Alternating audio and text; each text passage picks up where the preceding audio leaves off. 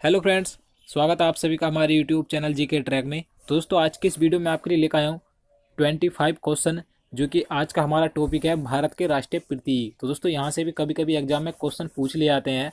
तो दोस्तों आपके लिए ये 25 क्वेश्चन देखना बहुत ज़रूरी है, क्योंकि यहाँ से कभी कभी इस प्रकार क्वेश्चन पूछ लिए जाते हैं, जैसे कि भारत का राष्ट्रीय गान सर्वप्रथम कहाँ गाया गया था, या भारत का राष्ट्रीय गीत के रचयिता कौन है। तो इस प्रकार के क्वेश्चन पूछ लिए जाते हैं, तो आपको इसके बारे में पता होना चाहिए। तो इसलिए वीडियो को बिना स्किप किए अंत तक पूरा देखते रहिए। और आप हमारी वीडियो पहली बार देख रहे हैं तो हमारे चैनल को जरूर सब्सक्राइब करें, और उसके साइड में जो बेल आइकन है उसे जरूर दबाएं, ताकि जब भी मैं वीडियो अपलोड करूं आप उसे देख सकें। तो चलिए वीडियो शुरू करते हैं। तो दोस्तों आज का ये पहला क्वेश्चन है, भारत के राष्ट्रीय ध्वज की लंबाई और चौड़ाई का अनुपात कितना है। तो दोस्तों आपको पता होना चाहिए जो भारत का राष्ट्रीय ध्वज है उसकी लंबाई और चौड़ाई का अनुपात कितना है।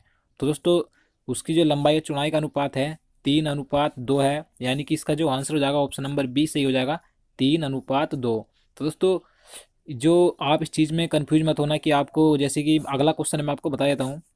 जैसे यहाँ क्वेश्चन नंबर 2 है, भारत के राष्ट्रीय ध्वज की चौड़ाई और लंबाई का अनुपात क्या है। देखिए दोस्तों यहाँ पर पहले क्वेश्चन में पूछा गया था कि इसकी जो लंबाई और चौड़ाई का अनुपात, लेकिन दूसरे क्वेश्चन में पूछा गया है चौड़ाई और लंबाई। तो आप जल्दबाजी में इस क्वेश्चन को गलत मत करना, क्योंकि क्वेश्चन उल्टे सीधे करके पूछ लिए जाते हैं कि यहाँ पर लंबाई पूछी थी पहले और दूसरे क्वेश्चन में यहाँ चौड़ाई पहले पूछी है।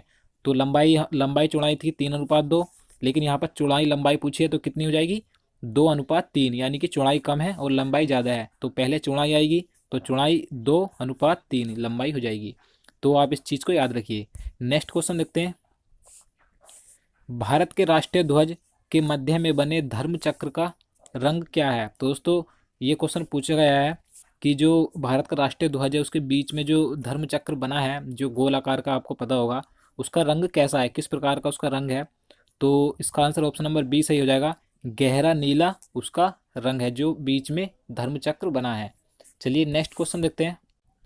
क्वेश्चन नंबर 4 है, भारत के राष्ट्रीय ध्वज के चक्र में कितनी तिल्लियां हैं। तो दोस्तों आप सभी को पता होगा, काफ़ी इजी क्वेश्चन है कि जो भारत का राष्ट्रीय ध्वज है उसके बीच में जो धर्म चक्र है उसमें कितनी तिल्लियां हैं। तो 24 यानी कि 24 तिल्लियां हैं। तो इसका आंसर ऑप्शन नंबर डी हो जाएगा।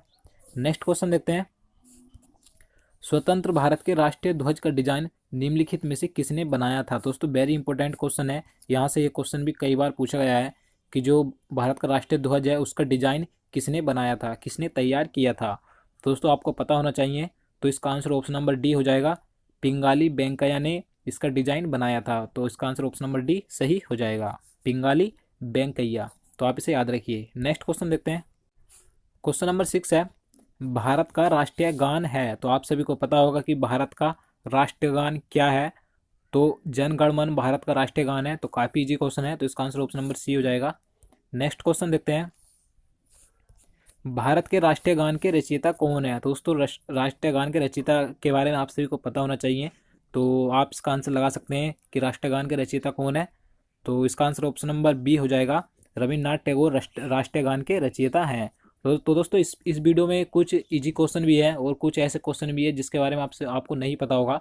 तो आप ये मत समझिए कि काफ़ी आसान क्वेश्चन है, मुझे पता है, लेकिन यहाँ से अगर क्वेश्चन पूछ लिए जाते हैं तो कभी कभी एग्जाम में नहीं हो पाते हैं। तो आप इस वीडियो को पूरा देखते रहिए। तो अगला क्वेश्चन है, राष्ट्रीय गान जन गण मन सर्वप्रथम कब और कहाँ गाया गया था। तो दोस्तों वेरी इंपॉर्टेंट क्वेश्चन है ये। इसमें पूछा गया है कि जो राष्ट्रीय गान है सर्वप्रथम कब और कहाँ पर गाया गया था, तो ये पूछा गया है। तो इसका आंसर ऑप्शन नंबर ए हो जाएगा, 1911 में सर्वप्रथम कलकत्ता में राष्ट्रीय गान गाया गया था। तो आप इसे याद रखिए, 1911 ईस्वी में कलकत्ता में ये गाया गया था। तो वेरी इंपॉर्टेंट है ये। अगला क्वेश्चन देखते हैं।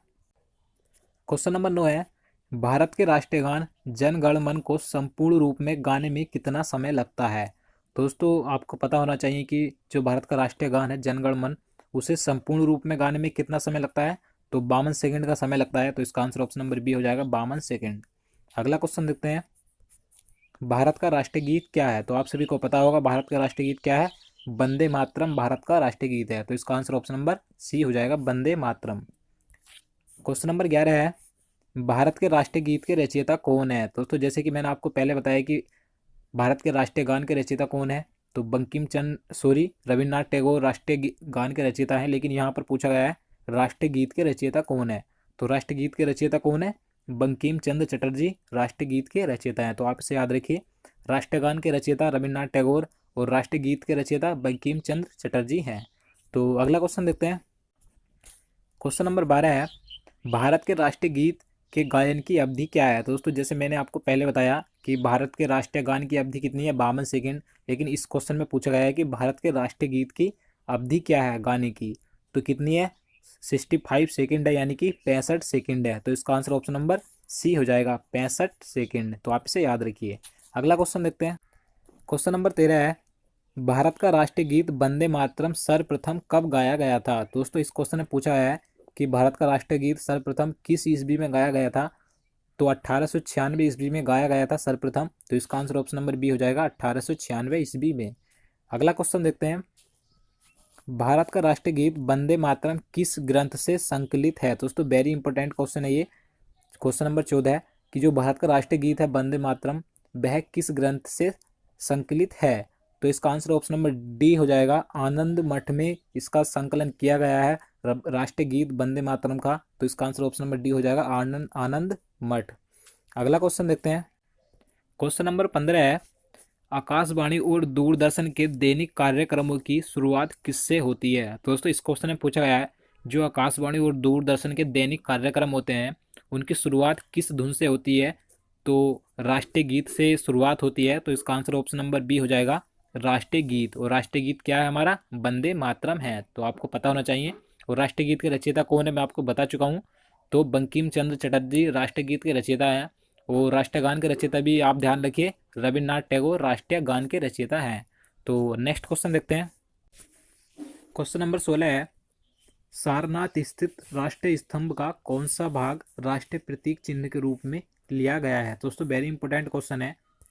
जो सारनाथ में स्थित राष्ट्रीय स्तंभ है, जो भारत का राष्ट्रीय प्रतीक, वहां से लिया गया है अशोक की लाट।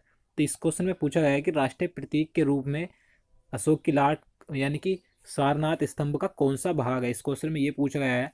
तो सारनाथ स्तंभ का कौन सा भाग है, शीर्ष भाग है। यानी कि इसका जो आंसर हो जाएगा ऑप्शन नंबर ए हो जाएगा, शीर्ष भाग लिया गया है भारत के राष्ट्रीय प्रतीक चिन्ह के रूप में, जो कि अशोक की लाट है भारत का राष्ट्रीय चिन्ह। तो आपको याद रखना है। तो नेक्स्ट क्वेश्चन देखते हैं। भारत के राष्ट्रीय प्रतीक में निम्नलिखित में से कौन सा पशु दृष्टिगत नहीं है। तो दोस्तों इस क्वेश्चन में पूछा है कि जो भारत का राष्ट्रीय प्रतीक है उसमें से निम्न में से आपको बताना है कि कौन सा पशु दृष्टिगत नहीं है, यानी कि कौन सा पशु उसमें दिखाई नहीं देता राष्ट्रीय प्रतीक में। तो इसका आंसर ऑप्शन नंबर डी हो जाएगा, हिरण। हिरण उसमें दिखाई नहीं देता है, जबकि सिंह यानी कि शेर और सांड और घोड़ा ये तीनों उसमें दिखाई देते हैं। तो अगला क्वेश्चन देखते हैं, भारत के राष्ट्रीय प्रतीक चिन्ह में कितने शेर दिखाई देते हैं। दोस्तों इस क्वेश्चन में पूछा गया है, जो भारत का राष्ट्रीय प्रतीक चिन्ह है उसमें कितने शेर दिखाई देते हैं, यानी कि सिंह दिखाई देते हैं। तो 3 सिंह उसमें दिखाई देते हैं। तो इसका आंसर ऑप्शन नंबर सी हो जाएगा, 3। तो अगला क्वेश्चन देखते हैं। क्वेश्चन नंबर 19 है, भारत का राज चिन्ह अशोक महान द्वारा सारनाथ में स्थापित सिंह स्तंभ से लिया गया है। इस राज चिन्ह के मूल स्तंभ में कितने सिंह हैं। तो दोस्तों इस क्वेश्चन में पूछा गया है कि इसमें कुल कितने सिंह हैं। तो 4 हैं। तो इसका आंसर ऑप्शन नंबर सी हो जाएगा। और मैं आपको बता दूं कि इससे पहले जो मैंने क्वेश्चन आपको बताया है कि भारत के राष्ट्रीय प्रतीक चिन्ह में कितने शेर दिखाई देते हैं, तो यहाँ पर पूछा है कि कितने शेर यानी कि सिंह दिखाई देते हैं। तो दिखाई देने की बात आती है तो 3 दिखाई देते हैं, लेकिन मूल रूप से कितने हैं स्तंभ में, 4 सिंह हैं, यानी कि 4 शेर हैं। तो आप इसे याद रखिए। नेक्स्ट क्वेश्चन देखते हैं। क्वेश्चन नंबर 20 है, भारत के राष्ट्रीय संबंध के रूप में किस संबंध को मान्यता दी गई है। दोस्तों भारत पूछा गया है कि भारत का राष्ट्रीय संबंध कौन सा है जिसे संबंध के रूप में मान्यता दी गई है। तो इसका आंसर ऑप्शन नंबर बी हो जाएगा, शक संबंध को मान्यता दी गई है राष्ट्रीय संबंध के रूप में। तो इसका आंसर ऑप्शन नंबर बी हो जाएगा, शक संबंध। नेक्स्ट क्वेश्चन देखते हैं।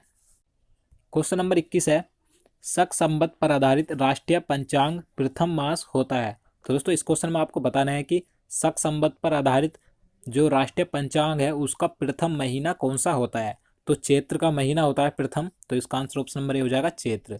अगला क्वेश्चन है, शक संबंध पर आधारित राष्ट्रीय पंचांग का अंतिम मास होता है। तो दोस्तों इस क्वेश्चन में अब आपको अंतिम महीना बताना है कि शक संबंध पर जो आधारित राष्ट्रीय पंचांग है उसका अंतिम महीना कौन सा होता है। तो फाल्गुन अंतिम महीना होता है। तो इसका आंसर ऑप्शन नंबर डी हो जाएगा, और प्रथम चैत्र का होता है। तो आप इसे याद रखिए। अगला क्वेश्चन है, क्वेश्चन नंबर 23 है, भारत का राष्ट्रीय पशु क्या है? तो आप सभी को पता होगा, वेरी इजी क्वेश्चन है ये। तो भारत का राष्ट्रीय पशु क्या है? बाघ है, ना कि चीता। आप इस चीज़ को मत लगाइए। अगर आपको चार ऑप्शन में चीता देता है और या सिंह देता है, जो राष्ट्रीय पशु है बाघ है। नेक्स्ट क्वेश्चन देखते हैं। बाघ से पूर्व भारत का राष्ट्रीय पशु क्या था? तो दोस्तों इस क्वेश्चन में पूछा गया था कि जो हमारा इस समय वर्तमान में राष्ट्रीय पशु है बाघ, उससे पहले भारत का राष्ट्रीय पशु क्या था? तो आपको पता होना चाहिए। तो उससे पहले जो हमारा राष्ट्रीय पशु था क्या था? सिंह था, यानी कि शेर। तो नेक्स्ट क्वेश्चन देखते हैं। क्वेश्चन नंबर 25 है, भारत का राष्ट्रीय पक्षी है। तो आप सभी को पता होगा भारत का राष्ट्रीय पक्षी क्या है? मयूर, यानी कि मोर है। तो इसका आंसर क्या हो जाएगा? ऑप्शन नंबर ए हो जाएगा, मयूर। तो आज का लास्ट क्वेश्चन है 26, भारत का राष्ट्रीय आदर्श वाक्य क्या है? दोस्तों वेरी इंपॉर्टेंट क्वेश्चन है ये भी, कि भारत का जो राष्ट्रीय आदर्श वाक्य है क्या है? तो कई बार पूछा गया है ये क्वेश्चन भी, तो आपको पता होना चाहिए। तो सत्यमेव जयते भारत का राष्ट्रीय आदर्श वाक्य है। तो इसका आंसर क्या हो जाएगा? ऑप्शन नंबर ए हो जाएगा, सत्यमेव जयते। तो दोस्तों यही थे जितने क्वेश्चन आज मैं आपके लिए लेकर आया था। उम्मीद करता हूँ आपको वीडियो पसंद आया होगा। तो दोस्तों अगर आप इसी तरह के और आगे वीडियो चाहते हैं तो हमारे चैनल को जरूर सब्सक्राइब करें। साथ ही में उसके साइड में जो बेल आइकन है उसे जरूर दबाएं। तो दोस्तों मिलते हैं नेक्स्ट वीडियो में, तब तक के लिए नमस्कार।